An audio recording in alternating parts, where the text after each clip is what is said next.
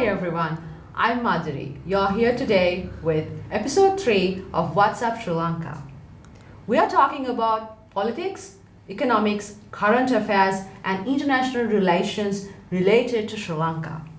Today we have some of the hot topics that we are going to indulge with Nuan, and of course you can also engage with us. There's a comment section out there. You can comment any of the questions, any of your thoughts, and ask us any doubt you have in mind. So the first topic we have is monkeys. So Nuan, what do you think about monkeys? Buzzword is monkey now. Monkey, yeah. I think it came up with the coconut issue.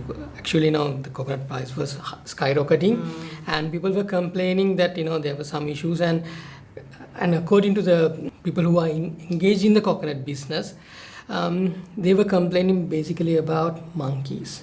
And it was monkeys are destroying The crops. Yes, that was the main complaint. Like there's a big shortage of coconut not at the moment. I believe there are. The shortage was, I don't know. Basically, in the market you can see coconuts. The issue is the price has increased, and not in certain areas people are not getting coconuts, and some people are complaining that they are rather small and not up to the quality that they need. People are talking about monkeys destroying the crops, and some people are talking about the supply chain issues, and some people are also talking about the higher demand for coconut, especially for the industries which are doing powdered coconut and powdered milk for the commercial use and for the export purposes. Yes. So what do you think about this? For me, there are a number of issues, but the bottom line, the main issue is the policy. We don't have any proper policies in place when it comes to coconut. I know we've been talking about coconuts, and that is one of the main crops in Sri Lanka. Yet we don't have any proper policies to address when it comes to supply chain issues or shortage and supply. I think, like you said, yes, when we go to market, there are enough coconuts in the market, yet the price remains unchanged. Yes. But this started as an issue with the monkeys being destroying coconut, and when it comes to monkeys, I would like to go beyond coconut, because monkeys are not just destroying coconut, they are actually sometimes destroying entire crops. So someone who has personal experience with. Me too. So not just coconut, other crops as well. So these monkeys are basically destroying food for other animals as well. So when it comes to monkeys, they are not just eating coconuts. So even fruits are being destroyed. Even fruits are not being properly. So one of the we can obviously say the name. One of the ministers actually talked about. You mean Lal Khan? Killing monkeys and giving firearms to farmers. I'm totally against this. I honestly believe that these monkeys and whoever destroying the crops has to be contained, and there should be a solution. Maybe killing. It's called culling, right? The right word is culling. There should be culling practices, but I believe it should be scientific. Of course. Not in a way that some minister or maybe some government is trying to give firearms without regulating it to the farmers. It should be in a scientific way. I agreed to some extent with Lalkant, but the way he expressed about containing this issue is the main reason that environmental activists being they suddenly woke up. I don't know, this will offend some people yet. Even Mahinda Amaravira talk about exporting some monkeys. Then suddenly all these environmental activists woke up and they were against it. Then slowly it died down. But the issue is, none of these people were able to come up with proper solution. That's why I started with, we have policy issues. Yes, environmentalists are against this issue. I'm totally with them when it comes to that, because it is their duty and they are the one who are acting like as watchdogs to prevent any harm to my environment issues. Yet, I don't see anyone came up with proper solution.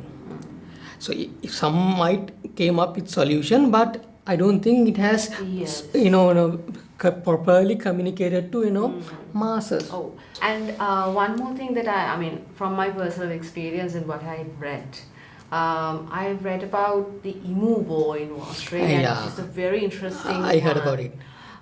So this happened during the World War, and what happened was these soldiers who are back from the war was given some areas to do crops, and these crops were destroyed by emus. Emus are actually categorized as birds, but they can't fly.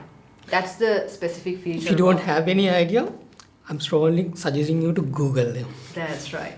So what happened with them was they were destroying the crops, and the soldiers were given firearms to fight with them. So this is why it's called an emu war. So they ba- actually fought the emu birds. So basically, it was a war It was against a war. emu. Emus in human war. When you know what happened? Emus won. Really? You know how emus won? Because they couldn't contain them. Even with fighting with them, even with shooting emus, they couldn't contain them. So finally, Australians understood the right way or the sustainable way to contain emus is to build fences, because emus can't fly. They are birds, they are huge birds, but they can't fly. If you put up a fence, they can't literally climb it up. So that's how they contained emus and solved that issue. And for a fact, we all know that kangaroos are the national animal in Australia. And in Australia itself, there are lots of kangaroos, and it's an issue. It's an issue for the country. So people have the right to kill kangaroos, and they have license. I mean, in Australia, you can't easily buy a gun. You need to have a license. You need to have a regulation. I mean, it's regulated. You can't easily go and buy a gun like in Australia, in USA. So this is regulated, and you can obviously kill kangaroos. That's called culling. These practices are scientific. This is what I want to illustrate again and again. There are scientific practices to contain these animals and make sure that they are not destroying the crops. So Lal Kanta was saying like, okay, you are allowed to kill anyone who came into your like paddy field or your land you are cultivating. But then if we are giving guns to farmers, how do we regulate it? And like, how do we make sure that they are going to use them only just to kill those who destroying their crops? We can't.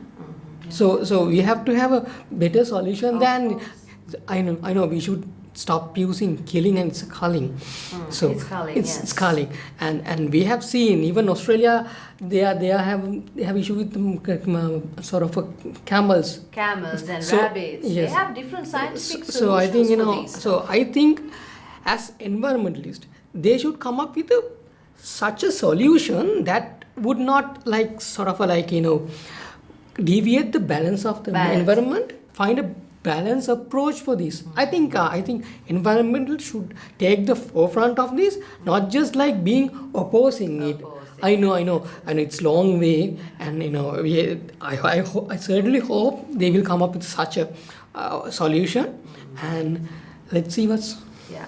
So, Nuan, I would like to go to the next topic now. So, we talked about the environmental qualifications, environmental science or environmental management. So today, this morning, when I was listening to Parliament, I found out a very interesting thing.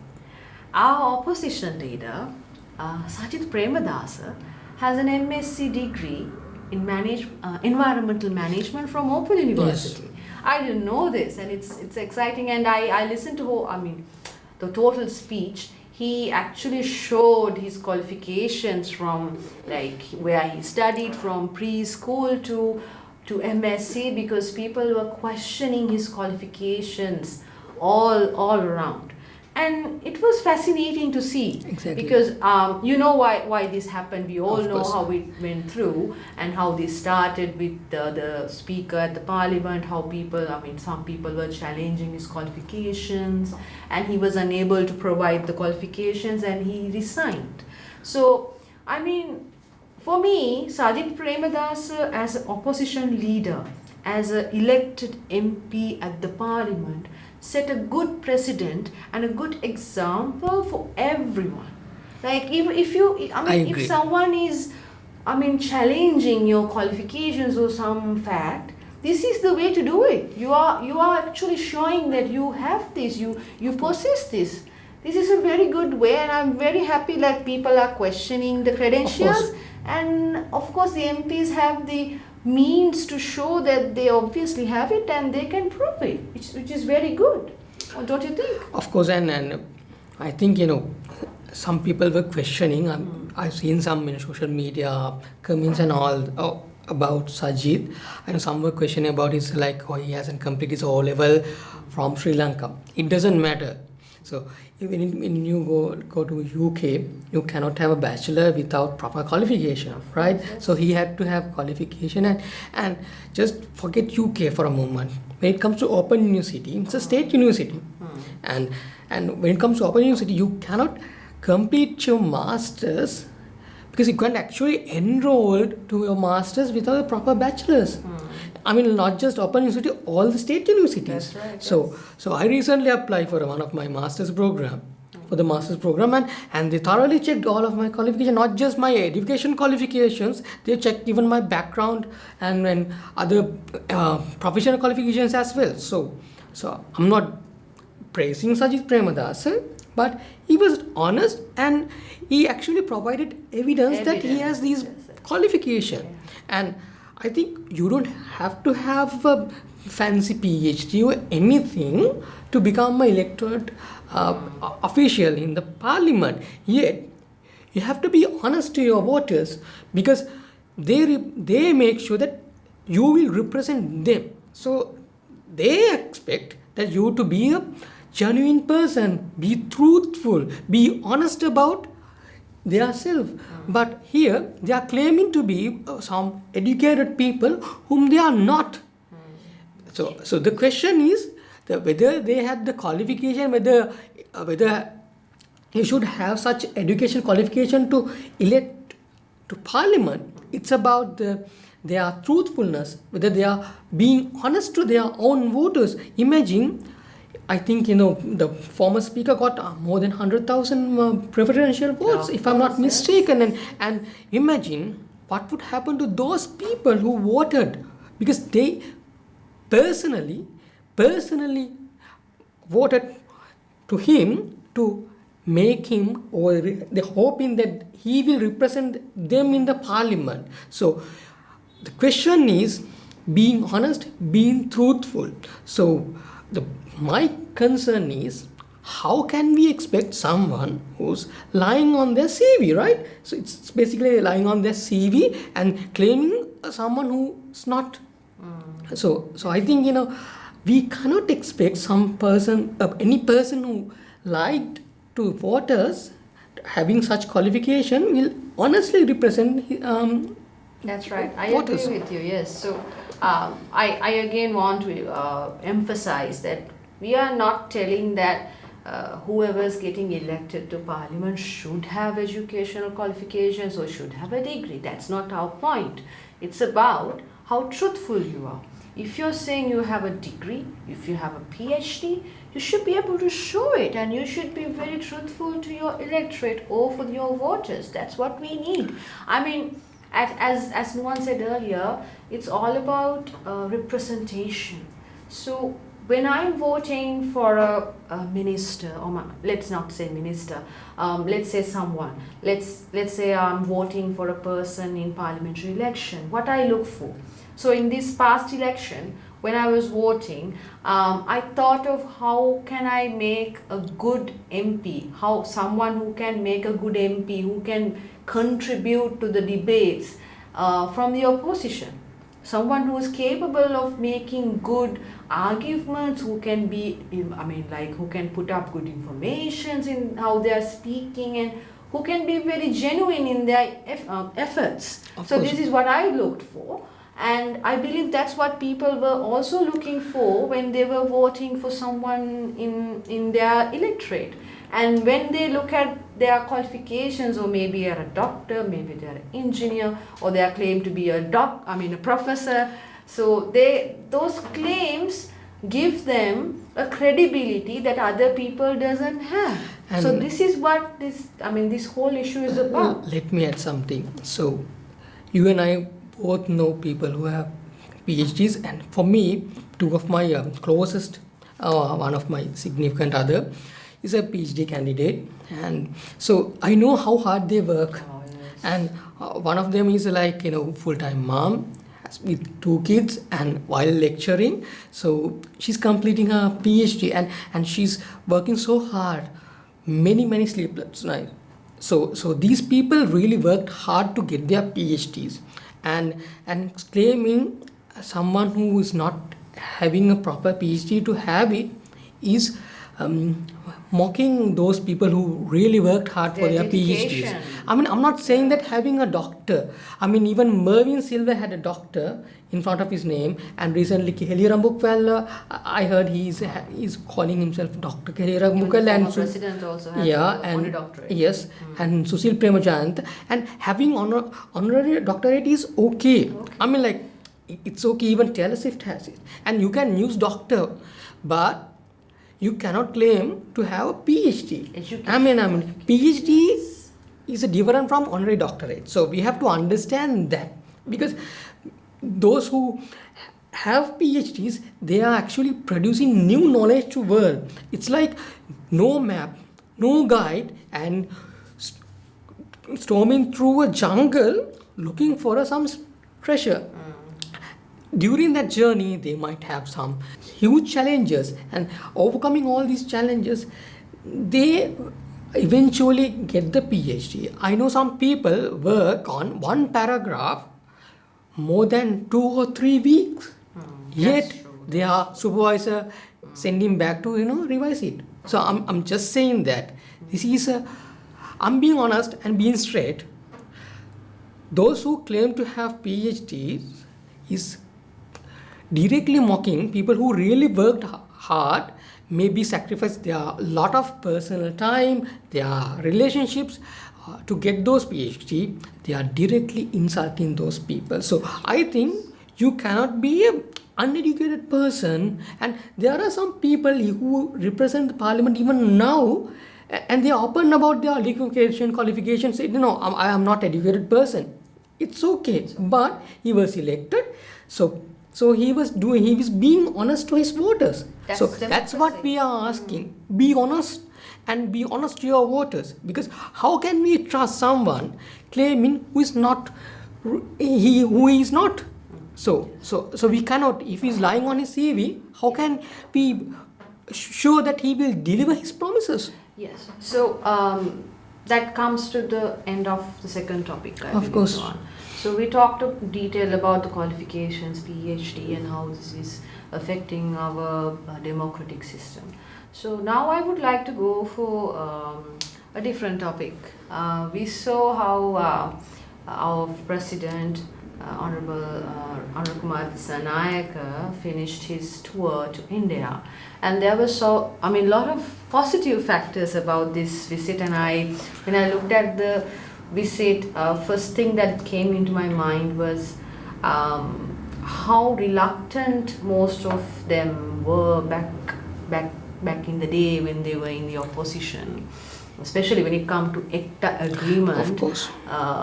Most of the people that I remember who are now in the government were opposing this agreement back then. But now the the Prime Minister in India, Narendra Modi, and our president is trying to bring this back again to the discussion and to the country. EDCA agreement, and they are also talking about Adani. And I saw Andhra Kumar Disanayak also said about something about Adani, that he's ready to set aside Adani's issues in other countries and look at how he can provide for Sri Lanka, how he can contribute to our economy and bring us some value. I believe in that sense, actually, I respect Andhra Kumar Disanayak, our president, because obviously when it comes to these issues, our country should be the first. Sri Lanka should be the first. But my question is, we talked about this agreement earlier, Adani's windmill project. We are not in favor of it much. I mean, I really like, how the project line is, and how it brings us renewable energy, the wind power. But to be honest, there are few issues with the project and how it is going to happen. So I really would like to see how our president going to look at these problems in this agreement and make sure Sri Lanka is first. Our priorities are first. Our demands are first.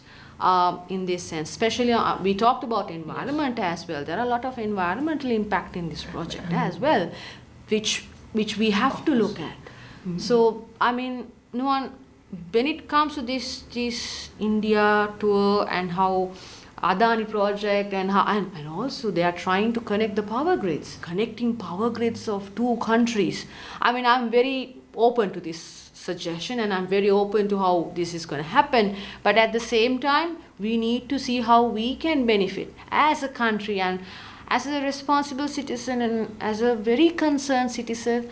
I would really like to see how this is unfolding and how this can bring us more value. Personally speaking here, when we look at the past, how politicians were working with different projects and they were signing agreements with other countries, we saw a lot of corruption, we saw a lot of clientelism, and we saw different patronage political relationships among these. And still I'm a bit hesitant to, I know I have positive note on this government, still I'm trying to, again, I love Sri Lanka, and as a citizen, I really want to see how this could benefit us as a country. And when it comes to Andhra Kumar Dissanayaka's visit to India, something different came to my mind, because it's not NPP, it was JVP. They have different agenda, different view when it comes to India. Most of their agenda, their view were against India.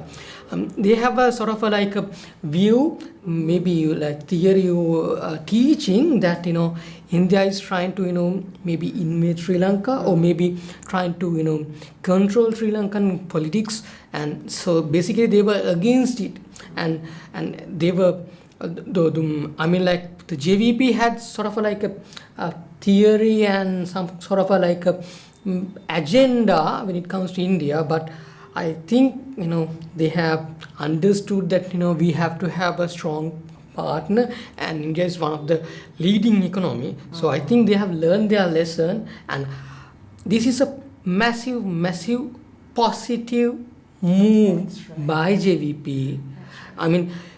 NPP basically is like JVP. You can't left out JVP when we talk about NPP. Yes, this is NPP government, yet the president is the leader of JVP. So we cannot forget that. So I think this is very positive move, that though they had different views about India in the past, so they have realized that how important it is to have India as their strategic partner.